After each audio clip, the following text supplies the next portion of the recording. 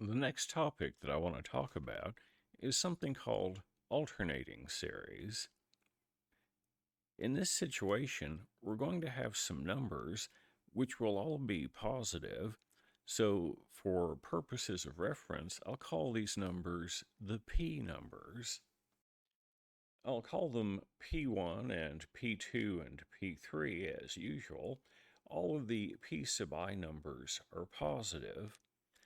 If I alternately add and subtract these positive numbers, that's what I'm going to call an alternating series. So one way that you could do this would be like this. P1 minus P2 plus P3 minus P4, and so on. Using the sigma notation, I could write this as the sum I equal 1 to infinity, negative 1 to the I plus 1 power times pi. The negative 1 to a power will cause the plus or minus sign on the term to alternate. The other type of alternating series that we see looks like this. You'll observe, though, that this is just the negative of the other series. So if I know when one of these two types of series converges, I automatically know when the other one does as well. For that reason, we'll restrict our attention for now to this type. Like any form of infinite series, the series may converge or it may diverge. It's fairly clear that this alternating series diverges. That's because the individual terms do not tend to zero, and we already know that if you have a convergent series, that would have to be the case. Generally speaking, it's difficult to know when an infinite series converges or diverges. For alternating series which obey certain restrictions, it turns out to be easy, though. If you have all of these p numbers, which are positive, if they decrease as you increase the index, and if the individual p numbers tend to zero as the index tends to infinity, then it's going to turn out that the infinite series that we're interested in converges. Let's see why that's true. The result that we're interested in almost follows from these first two assumptions alone, but there's literally a gap left. That gap will be closed by this third requirement. The first partial sum, S1, will just equal P1, and P1 is positive, so partial sum number 1 is to the right of 0. Let's see what happens when we calculate some other partial sums. Partial sum number 2 is P1 minus P2. Since all of the P numbers are positive, P1 minus P2 is less than P1. S number 2 is going to be to the left of S number 1. The amount by which it is to the left is P number 2. So I can imagine starting here at x equals P number 1, moving P2 units to the left, and since P2 isn't as big as P1 is, I don't travel so far that I encounter 0. Partial sum number 2 might be located there, for instance.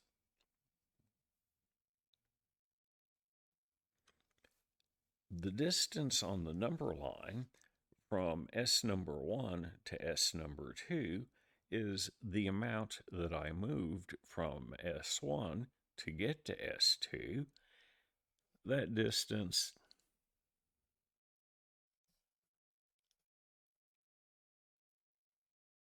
is P number 2. Partial sum number 3 is the same as partial sum number 2 with P3 added. Partial sum number 3 is going to be to the right of S number 2 by an amount P3, but P3 is not as large as P2 is. So, however the exact details work out, S number 3 is going to be larger than S number 2, but less than S number 1.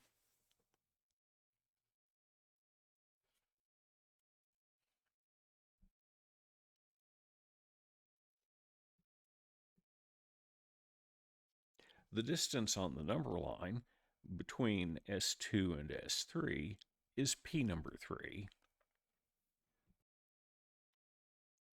Hopefully, the pattern is clear. If I look only at the partial sums that have an odd index, like 1, 3, 5, and so on, those partial sums are getting steadily smaller. On the other hand, if you look at the partial sums with even indexes, S2, S4, S6, and so on, those partial sums are getting larger. All of the partial sums are between 0 and P1. The odd-indexed partial sums form a sequence of numbers that are decreasing and bounded, and therefore the sequence of odd-indexed partial sums converges to something. The sequence of even-indexed partial sums is increasing, and they are all within the interval from 0 to P1. An increasing bounded sequence converges. So if you look only at the even-indexed partial sums, S2, S4, S6, S8, S10, and so on, that set of numbers forms a bounded increasing sequence and therefore converges to something. We'll make up descriptive names for these things. Looking only at the even-indexed partial sums, as I allow the even index to become indefinitely big, these partial sums settle down to some number that I'll call capital E. Capital E is for even. Likewise, I'll call the limit of the odd-indexed partial sums script O, which is short for odd indexes. Looking only at even-indexed partial sums, one would think that the series must converge, namely to E. Looking only at the odd-indexed partial sums, one would think the series has to converge to script O. The only problem that could still arise would be if E and O were the same number. This is where our third assumption is going to come in. In a partial sum that we are looking at, when the index is odd, I am subtracting, and when it's odd, I'm adding. Looking at partial sum number 2 times k plus 1, I get the same things I had for partial sum number 2k, and then adding in p number 2k plus 1. What we'll do is we'll take the difference of these two formulas. I know that the limit as k tends to infinity of s 2k plus 1 exists, also the limit of s 2k. That means that the limit of the difference exists as well, and is the limit of the differences. But since these quantities have a limit, that quantity, which is equal to those quantities, must have a limit as well, so we're justified in writing this down. As mentioned previously, the limit of these partial sums is script O, the limit of those partial sums is capital E, the limit of the difference is the limit of the odd-indexed ones minus the limit of the even-indexed ones. And now we use our third assumption, which said the individual p numbers tend to 0 as the index tends to infinity. As k tends to infinity, 2k plus 1 tends to infinity. These p numbers are p numbers with arbitrarily large indexes. By hypothesis number 3, those approach 0, so this limit is equal to 0. Because of the third hypothesis, it turns out that script O minus E is 0. That means script O and script E are the same number. If I have an index on a partial sum that's odd, the value of that partial sum approaches script O. If I have an index on a partial sum that's even, those partial sums approach E, but O and E are the same number, so regardless of whether I'm looking at an odd-indexed or even-indexed partial sum, I get numbers that are equal to each other. This literally closes the gap between the limit of the odd-indexed partial sums and the limit of the even-indexed partial sums. As an example of this, think about the series 1 over 1 minus 1 over 2 plus 1 over 3 minus 1 over 4, and so on. You can think of this as an alternating series where the positive pi numbers are 1 over I. Those positive numbers decrease as I increases and approach 0 as I tends to infinity. So because of the discussion that we just had, which we're going to call the alternating series test, this infinite series converges. Although we can't justify this at the current time, it turns out that the value of this alternating series is the natural logarithm of 2. We'll talk more about that in our remaining time.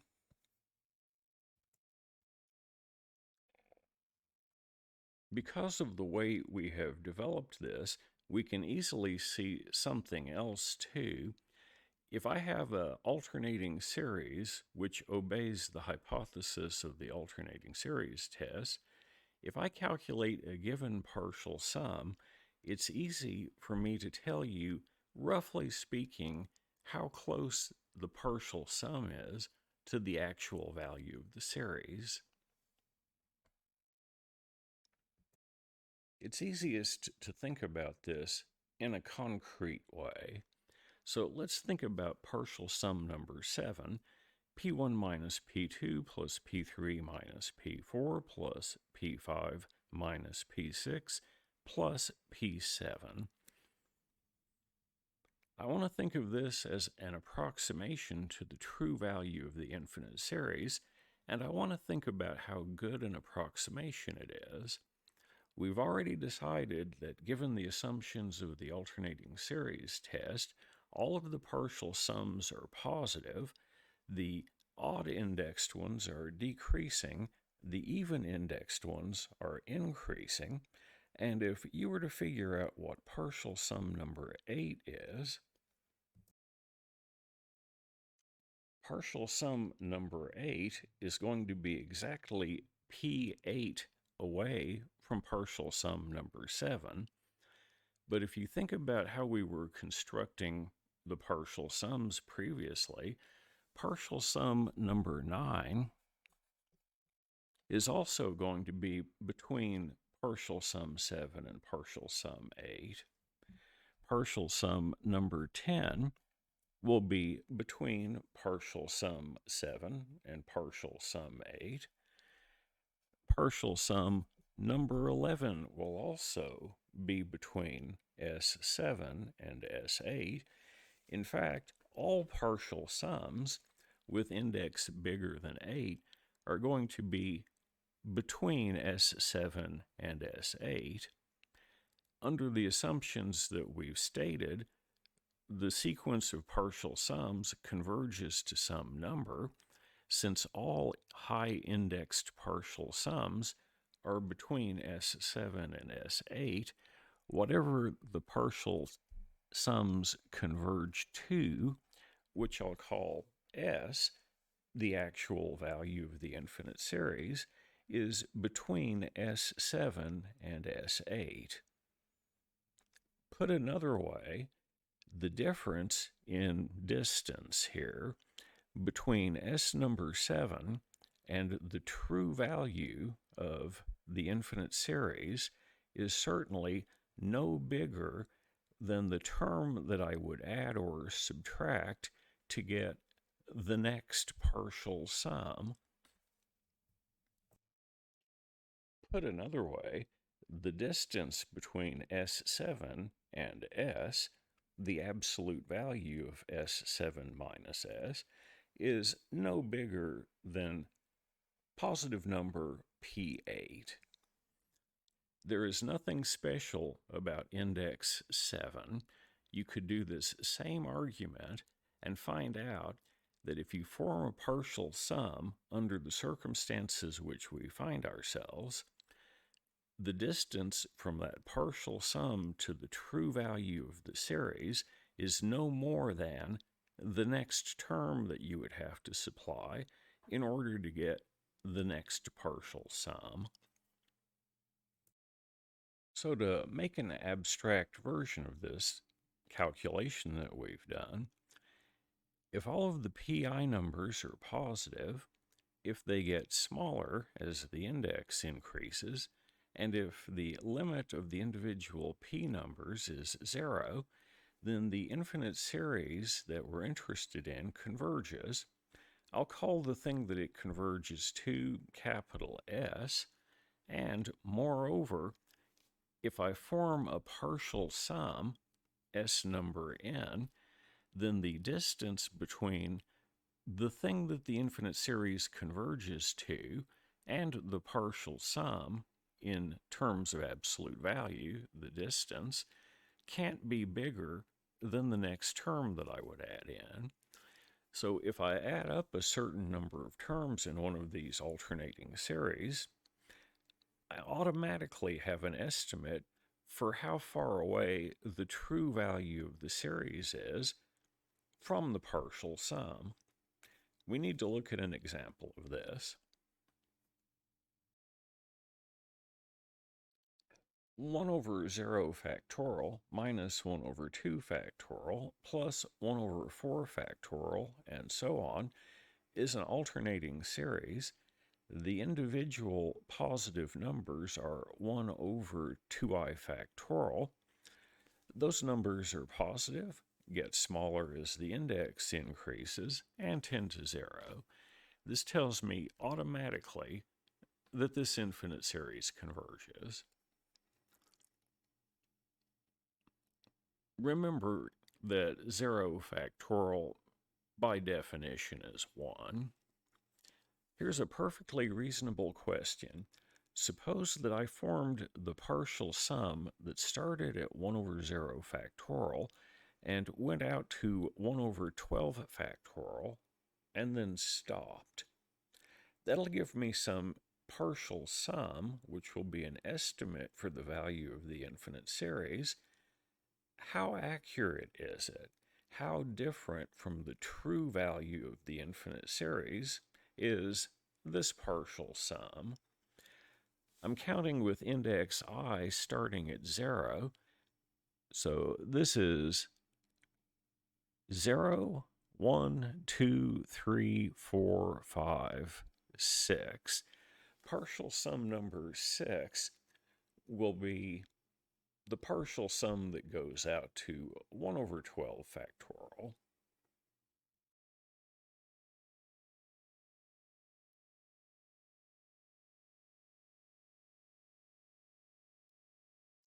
I'm going to use my calculator to get a decimal number for partial sum S6.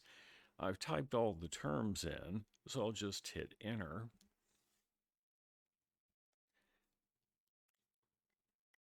According to my calculator, partial sum number 6 is 0.5403023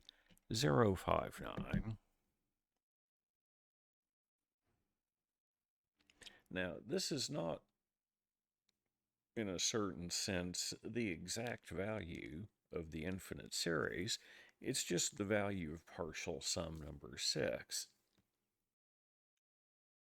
But because of what we've said previously, the difference between partial sum number 6 and the actual value of the infinite series is no more than the next term that I would have added or subtracted to get the next partial sum.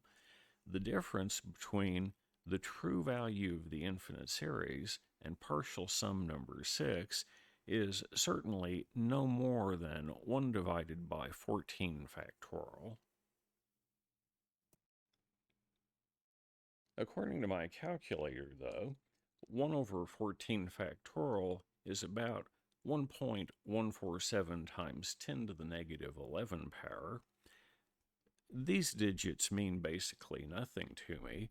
It's the 10 to the minus 11 that's of interest.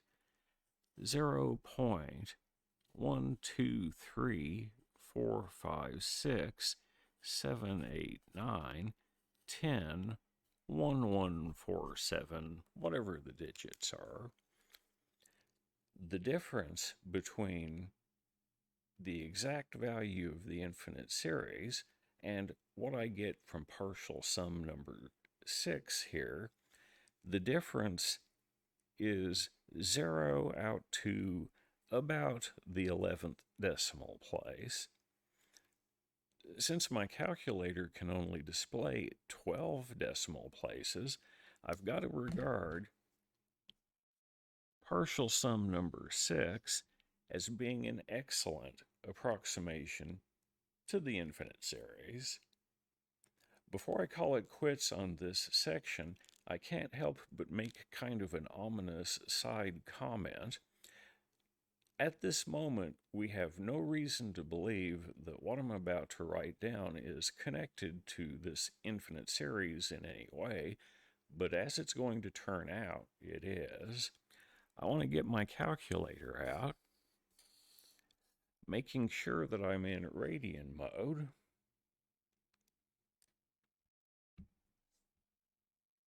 Which I am.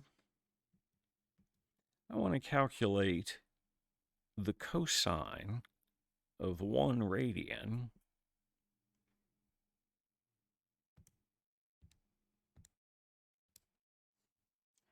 according to my calculator. This is 0.54030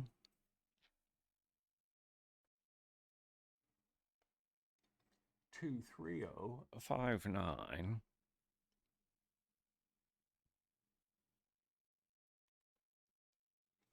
If you compare this against partial sum number 6, you'll see that all of the displayed digits are the same. It could just be that this is a coincidence, but it isn't, as we'll see. In the meantime, we now understand what an alternating series is.